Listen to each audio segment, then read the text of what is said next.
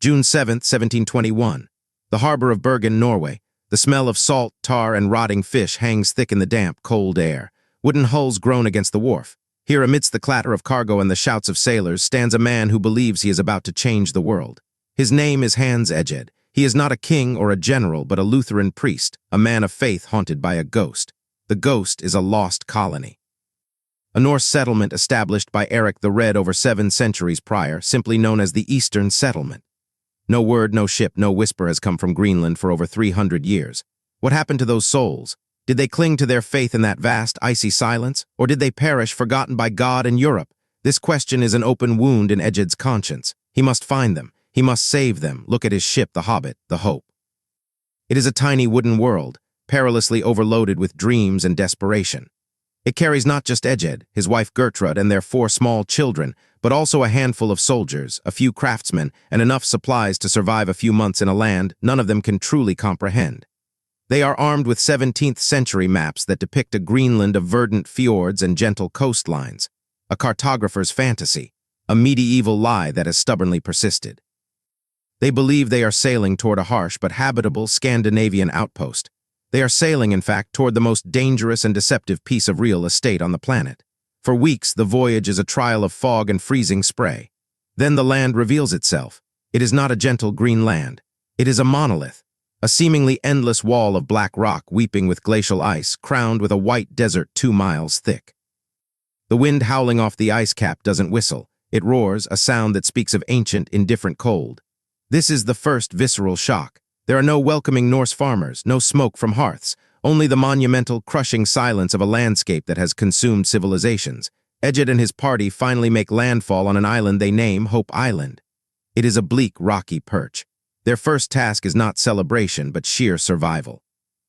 They build a crude shelter, a turf and stone hovel half buried in the earth, a pathetic defense against the wind. They scan the horizons daily, searching for the lost Norse.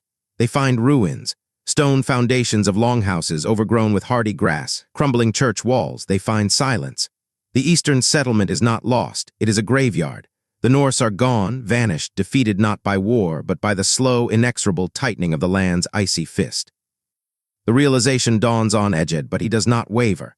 His mission transforms. If he cannot save the Old Norse, he will bring the faith to whoever calls this place home now. He encounters the Inuit, the people who had thrived where the Norse had failed. To Egede, they are not masters of survival. They are heathens to be converted, their complex culture and sophisticated tools invisible to his missionary gaze. The cultural collision is immediate, a tension woven into the very fabric of the new colony. This is the foundational delusion of Greenland as a real estate venture. Egede, acting under the Dano-Norwegian crown, is not just claiming land. He is attempting to impose an economic and spiritual deed upon a territory that has already proven it cannot be owned in the European sense. The land itself is the ultimate sovereign. The colony, aptly named Godthab, Good Hope, is a monument to that delusion. The settlers huddle in their drafty houses, their European crops failing in the thin, rocky soil, their livestock starving. They are living on a literal knife's edge, a narrow strip of rock between the impassable ice and the unforgiving sea. They have purchased with their lives and sanity a title to a wasteland. The bill for this property is about to come due not in coin but in frost and despair. Winter 1728. Godthab Colony. The darkness is absolute. For months the sun is a memory, a rumor from a warmer world.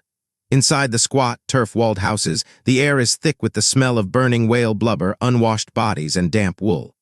The cold is a living thing that seeps through every crack, frosting the interior walls, stealing the breath from your lungs. Hans Egede writes by flickering candlelight, his fingers clumsy and numb.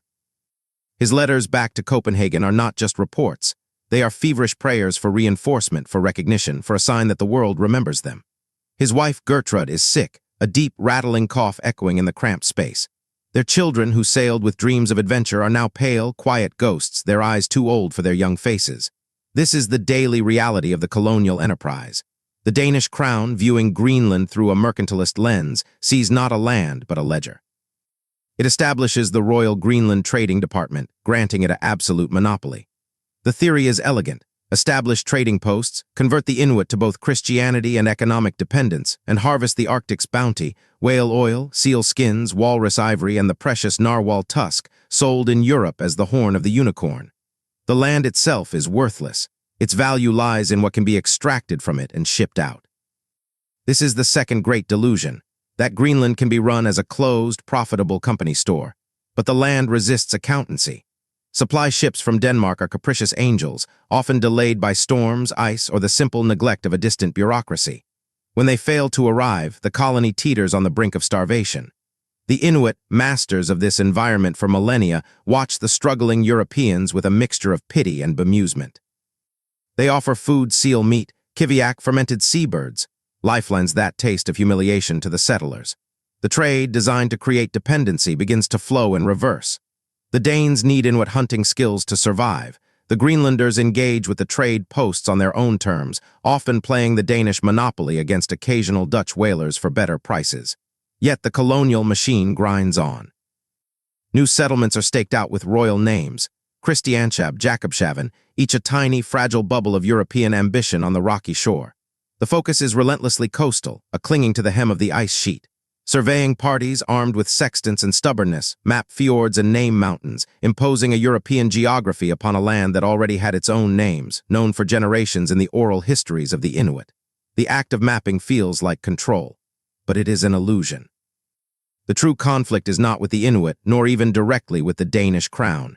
It is with the climate itself, with the little ice age whose grip is still tightening. Glaciers advance, swallowing pastures. Seasons contract. The sea ice lingers, blocking harbors and hunting grounds. This is the turning point, the moment the property reveals its fatal flaw. The Norse failed when the climate shifted against them. Now the Danish colonists, with their woolen coats and their faith in supply lines, are learning the same brutal lesson. The deal they have signed is with a force that does not negotiate. The value of Greenland as an asset fluctuates not with market prices, but with the thickness of the winter ice and the migration patterns of leviathans. The ledger is written in frost, and it is always in the red. One man, a trader or a soldier, stands at the edge of the settlement, looking inland at the endless, rising white expanse of the ice cap. It is a sight that crushes the soul. It represents zero real estate value. It is the ultimate dead zone, a void that generates no profit, absorbs all heat, and whispers of annihilation. He understands, in a way the accountants in Copenhagen never will, that they are not settlers on a land. They are castaways on the shore of a frozen ocean. The colony is not expanding. It is merely persisting, one hard winter away from joining the Norse, as another line in the ledger marked simply, "Lost." May 10, 1940. The radio in the governor's residence in Godthab crackles with static and panic. The news is incomprehensible. Nazi Germany has invaded Denmark. Copenhagen has fallen in a matter of hours. The king is a prisoner in his own palace. For the administrators, traders, and the few hundred Danish souls in Greenland, the world has just ended. The lifeline is severed. They are utterly alone, a forgotten colony of a conquered nation, adrift in a world at war. In an instant, the centuries-old Danish monopoly, the entire colonial economic model, is rendered null and void. But in that void, a terrifying and transformative question emerges. Who owns Greenland now? The answer comes not from Europe, but from across the Atlantic. Washington, D.C., views the map with new, strategic eyes. German U-boats are already prowling the North Atlantic, hunting Allied shipping. Greenland is no longer a distant, frozen asset on a mercantilist ledger. It is a colossal, unsinkable aircraft carrier and weather station, guarding the sea lanes to Britain. If the Nazis seize it, they could dominate the North Atlantic and launch attacks against North America.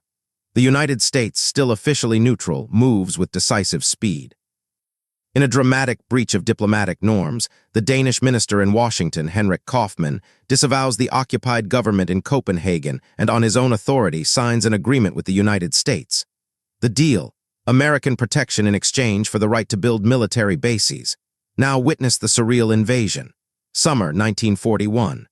The remote fjord of Blue West 1 near the modern town of Narsarsuaq. The silence of millennia is shattered by the thunder of ship engines and the roar of bulldozers. Thousands of American engineers and soldiers, members of the Army's Crimson Project, pour onto the green valleys. They are not like the desperate Danish settlers. They are an army of the modern age, armed with technology the land has never seen. They blast runways out of bedrock. They erect prefabricated hangars. They lay down pipelines and generate enough electricity to light a small city. They bring jeeps, radios, and a staggering abundance of everything: canned food, fuel, machinery, and chewing gum.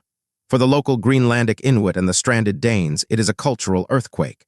The Americans, with their easy smiles, seemingly endless supplies, and casual power, are from another planet. They pay wages.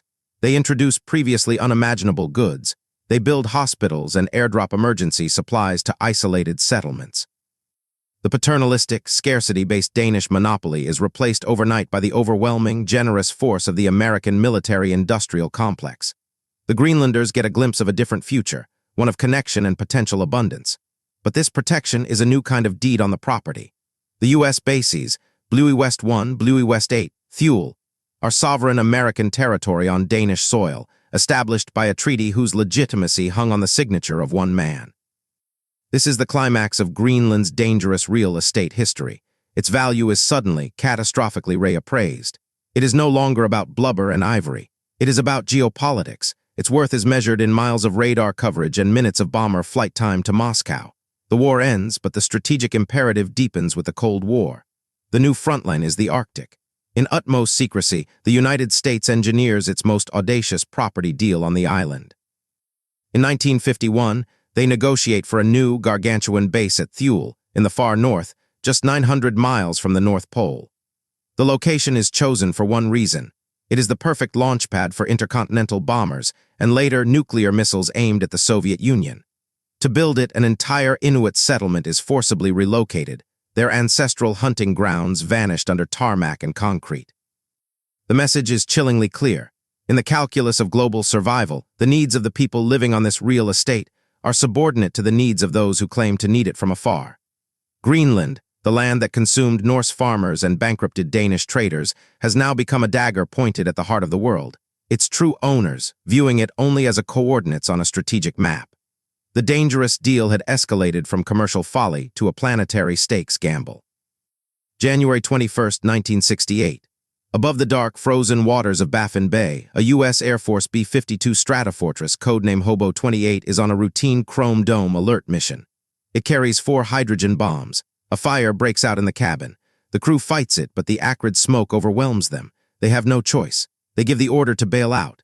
7 men parachute into the Arctic night, the plane a falling comet of flame behind them. Hobo 28 impacts on the sea ice, a few miles from the Thule Air Base. The conventional explosives in the bombs detonate on impact, scattering plutonium, uranium, and radioactive debris across the pristine white ice. The nuclear cores, miraculously, do not trigger a chain reaction. But the contamination is real, and the political fallout is immediate. The Thule accident is a rupture. It tears away the curtain of Cold War secrecy and forces a brutal public accounting. For Denmark, a NATO member with a staunch nuclear-free policy, the revelation is a humiliation. Their sovereign territory has been hosting nuclear-armed American bombers for years, unbeknownst to their own parliament and public. For the Greenlandic people, it is a visceral, terrifying confirmation of their worst fears. They are not citizens on their own land. They are hostages on a chessboard, living on a target, their environment expendable in a game they never agreed to play. The Danish monopoly may have been exploitative, but this American strategic imperative is existentially dangerous. The cleanup operation, Project Crested Ice, is a frantic, months-long saga involving thousands of men who must work in 24-hour darkness and extreme cold to collect contaminated ice and debris, all while the radioactive wreckage sinks into the deep ocean. The land once again collects its due.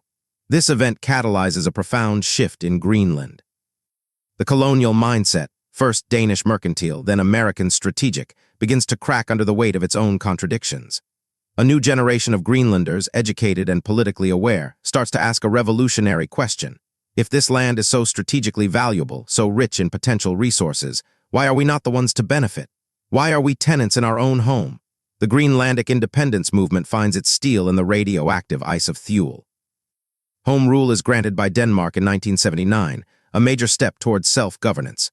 But the old real estate deal is not dead. It has merely changed form. Today, the calculation continues, more complex than ever. Climate change, the ironic byproduct of the industrial world that has long sought to control Greenland, is now rewriting its value yet again. The melting ice sheet is unlocking 2 new, equally perilous forms of value. First, minerals. The retreating ice reveals mountains potentially laced with rare earth elements, critical for smartphones, wind turbines, and weapons systems. Multinational mining corporations circle, offering the promise of economic independence, but threatening the fragile Arctic environment and the traditional Inuit way of life with a new kind of extraction. The old Danish trading posts have been replaced by prospecting camps sponsored by Australian, Chinese, and Canadian firms. The ledger is back, now calculating in tons of neodymium and dollars per kilogram. Second, the very geography is transforming. New shipping routes are opening in the Northwest Passage. Greenland's location becomes paramount for global logistics and once again for military strategy. Russia reinvests in its Arctic bases. China declares itself a near-Arctic state and eyes diplomatic and economic inroads. The United States, in a symbolic but stark gesture, reopens a consulate in Nuuk in 2020 after a 70-year absence, not for tourism, but for influence. The long-term impact of history's most dangerous real estate deal is this: Greenland remains the ultimate prize and the ultimate peril. It is a place where every external power sees a reflection of its own needs: religious salvation, mercantile profit, strategic dominance, mineral wealth, and never the home of the 56,000 people who live there. The land itself, through its climate, its ice, and its sheer, uncompromising scale, has consistently broken every system imposed upon it. The Greenlandic people now navigate a razor's edge: how to achieve true independence and prosperity without selling themselves into a new form of dependency, without becoming, once more, collateral in someone else's transaction. The story that began with Hans Eged's prayer on a storm-tossed ship has escalated to a drama that holds global consequences. The deed to Greenland is still being contested. The final payment, whether in environmental degradation, cultural loss, or geopolitical strife, has yet to be fully rendered. The ice continues to melt, the world continues to watch, and the most dangerous deal in history remains perilously unresolved.